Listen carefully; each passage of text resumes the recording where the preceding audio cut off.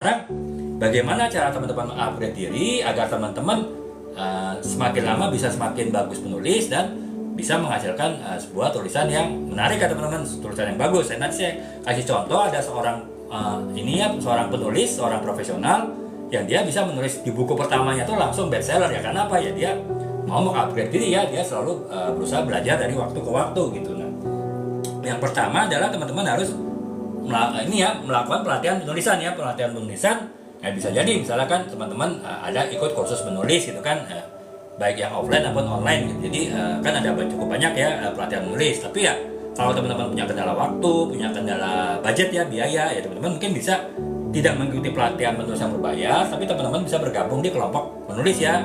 Biasanya tuh gratis gitu. Jadi kan apalagi kalau menggunakan sistem online ya, jadi hanya bertemu beberapa waktu sekali lewat Zoom ya, lewat Google Meet. Jadi itu biasanya gratis ya, biasanya ada mentor ya, 1 atau 2 mentor di grup penulis tersebut, di kelompok penulis tersebut. Jadi kita sini bisa saling bertukar pikiran dengan sesama penulis baru, dan juga bisa berdiskusi, bertanya, berkonsultasi dengan mentor-mentornya. Jadi teman-teman upgrade diri yang kedua, kalau teman-teman tidak ingin kursus yang berbayar, teman-teman bisa ikut kelompok penulis yang gratis ya. Nah, kemudian yang ketiga, teman-teman belajar proses penulisannya. Seperti saya bilang, untuk menjadi penulis itu minimal harus paham 5 tahapan penulisannya. Dan seperti saya informasikan kemarin, saya sudah buat teman-teman ya TikTok series gratis ya mengenai 5 tahapan penulisan, 21 video ya. Jadi teman-teman bisa masuk ke profil saya, kemudian teman-teman klik daftar putar atau playlist sharing menulis, dan disitu ada 21 video ya yang menjelaskan secara detail, secara rinci 5 tahapan penulisannya, yang itu harus dipahami oleh setiap orang yang ingin menulis ya. Teman-teman bisa belajar dari situ. Ini kan gratis ya teman-teman ya. Jadi teman-teman paling hanya ya butuh waktu 1,5 jam sampai 2 jam untuk melihat keseluruhan video.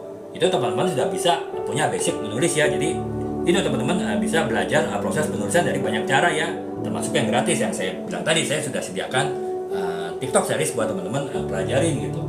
Nah, kemudian yang selanjutnya adalah teman-teman kalau bisa melakukan mentoring ya. Artinya teman-teman belajar kepada seorang yang cukup ahli menulis ya.